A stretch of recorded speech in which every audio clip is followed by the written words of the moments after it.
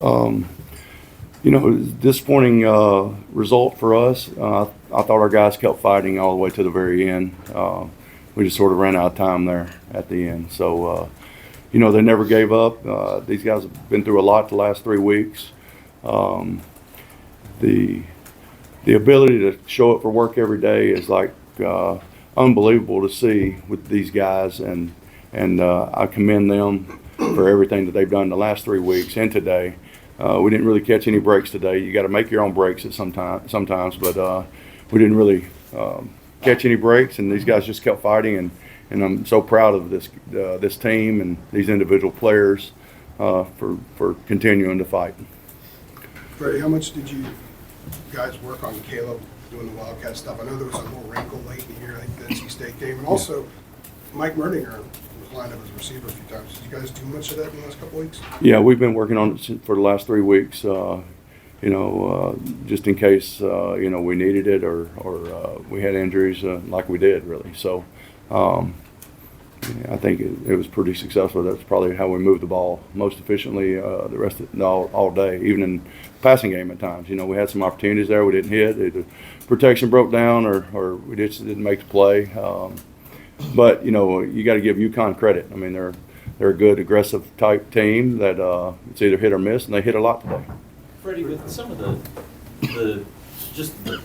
guys that you didn't have around for different reasons and shuffling different guys in different spots, did you think that led to some of maybe the procedural stuff in the first half? Some of the there were moments where you shot yourself in the foot. Did you think that just having different guys in different spots contributed to those mistakes? Well, I think we had a lot of guys out there. That was their first playing experience. I think we started 3 freshmen on the offensive line, and then when we lost to Kobe, of course, we had a quarterback with Mike. He came in and did an admirable job. But of course, there's going to be some nerves for these guys, and I thought they did a good job as far as just trying to move past some of the early situations that we were in that weren't advantageous for us.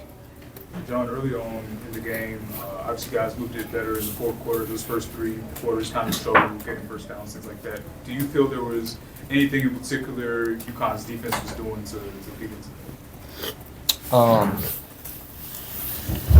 No, I mean they didn't do anything special. We just weren't executing.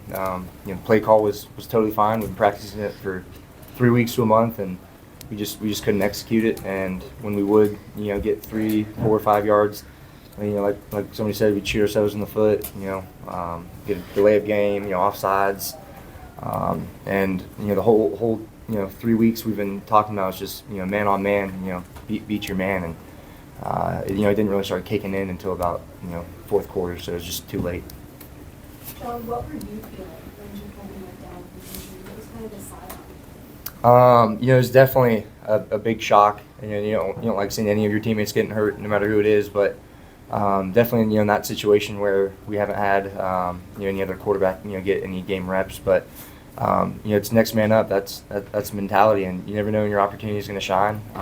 And for Michael Merdinger, that was his opportunity, and he just got thrown in there. And that's a game of football. But I feel bad for Jacoby. He's a great buddy of mine and great ball player, so definitely sucked. But John or Beau, I know the result was not what you wanted, but was there any point today or last couple of days where you've kind of been able to take a step back and A, kind of appreciate the kind of where you're playing and something different in your careers, and B, kind of to get to the end of this season and kind of put a period on it? Why not? I think Beau maybe have some more eligibility, but me personally, I don't. So the last couple weeks, I've just been taking it all in, enjoying it with the tight ends, Coach Kitchens, all the guys. Just having a blast, and you never know when your last opportunity is going to be. If you get hurt, something happens. So just trying to take it all in, be grateful for it. Blessed that we have the opportunity to be here, and even though we lost and everything, still praise God and give Jesus all the praise no matter what. So that's through the ups and the downs, and unfortunately today was a down, but he still gets all the glory. Well, I know you guys had a lot of changes or maybe even scratches on that defensive line today. I guess kind of throughout the game, just how would you kind of assess the I guess defense as a whole, but especially the defensive line, just considering what you guys were missing up front. Just how would you kind of assess the way the game played? How you guys? Yeah, I mean, we were missing some guys that had played a while, but I think they had a good scheme where they're just trying to run pretty much side to side, and it puts our D-line in a tough bind and kind of doesn't give us the ability to like use our skill sets the way that we usually do. So they did a pretty good job of that, but yeah, I don't know. At the end of the day, I think we need to do a little better than that, in my opinion. You see a lot of that on film, some of those side to side. Yeah, that's all they do. Freddie, I think what you called it when Mike went in, you had true freshmen in the field on offense. Does that sort of encapsulate the way the season went here at the end? You're in that situation, and also sort of the nature of bowl games now, where the rosters are so kind of ripped apart. You're in a position to have 5 true freshmen on the field in that situation. Yeah, I haven't really thought about it from that standpoint, but of course that could happen to you very quickly, which it did today. And I think Lonnie and the offensive staff did a tremendous job of having sort of an emergency plan, and it kind of came to fruition a little bit with Caleb. We'd been repping that for a little while, and didn't hesitate to get it incorporated. And then, Michael came in and made a couple throws for us there late too. So, I was proud of Mike, the way he handled the situation. I mean, he's sitting over there. He just jumped in the transfer portal 48 hours ago, and now he's out there playing. So, but yes, I think that encapsulates, bowl games now. But it's still, you gain a lot of good experience with it, and there has to be a winner and loser, and UConn just made a few more plays than us today, and they did a great job. There was also a lot of shuffling in the offensive line, guys like Luke and he played both tackles. Was that just to try to find something that was working today, and how much of that was just a little bit of an eye down the road? Well, I think you're definitely trying to find your best 5 and the best 5 matchups for what they're doing, and when the front started moving a little bit, which they've done all year, we try to move some guys in different spots and see how they react. So, those guys are pretty versatile up front as far as being able to play both sides of the line, and some of them are at least, and just trying to, when one can play both sides of the line and one is only playing on the other side, then you have to find a match. Freddie, I know you guys just walked off the field, but what would you say, if you could speak to it, is your sense of where this program is heading? I don't think, I think, the only thing I would say about that is we're going to get up tomorrow and we're going to go to work and try to make the program better, okay? And the players are going to do that, the coaches are going to do that, and so that's what I'd say to that. I'm not into making predictions as far as like what the program's doing and all this kind of stuff. We're just going to go to work tomorrow and try to make the program better from top to bottom tomorrow. And players will do the same thing. So, and then we'll see where we're at the next time we kick the ball off. And just to follow up along those lines, Coach, could you speak to that? I know you're done playing, but when you think about this group of guys and Coach Belichick and everybody maybe heading with this thing, what is your sense of it? I think they're heading in the right direction, no matter what.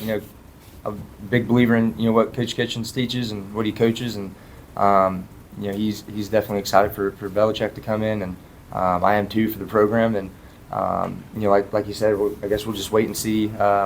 Next time that we kick off. So definitely excited for the program. I think it's going to be pretty good. So. I know it starts and ends with a bunch of people that love football, that love Carolina, and love Carolina football. And these two guys up here with me is just 2 of them.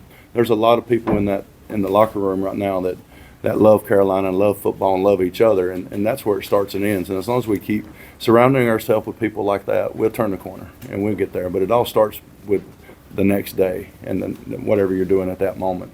And then you look up, next fall, and you're kicking the ball off again, and you see where you're at, What has the last month been like for you? Because you're the one coach so far that we know has been retained. You're the interim head coach, and all this other stuff that's going on. How have you been able to kind of keep your nose to the ground and keep this thing going? And have you had any of those personal step-away moments where you sort of reflect on the way things have transpired?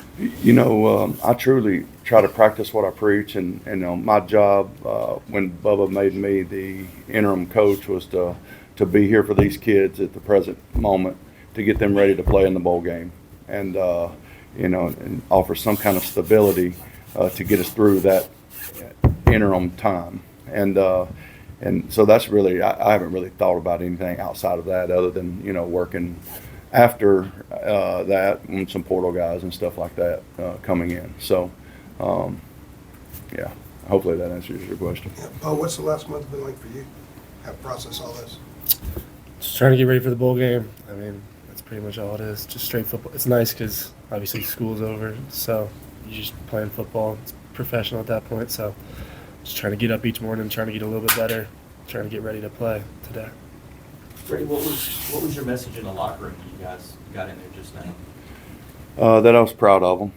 I'm proud of the way they've handled the last 3 weeks or a month, whatever it's been, and proud of the way they just kept fighting. Other than that, we'll keep the rest of it in the locker room. Freddie, back to Caleb.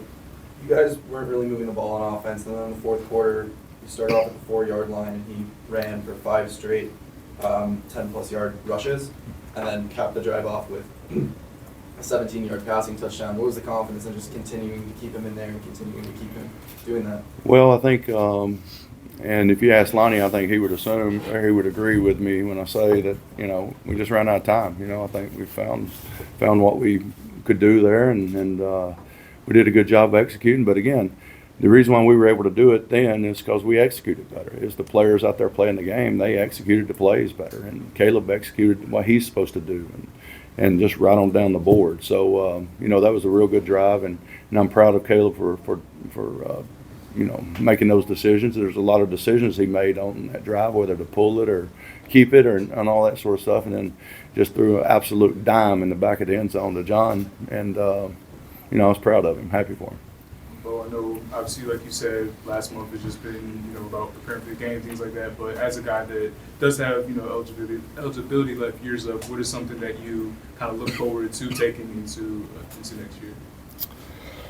I'm definitely ready for the off season now that this game is over, and just ready to go to work and try to get me and the rest of these D-line and this whole defense as a whole better. I mean, that's my main focus now.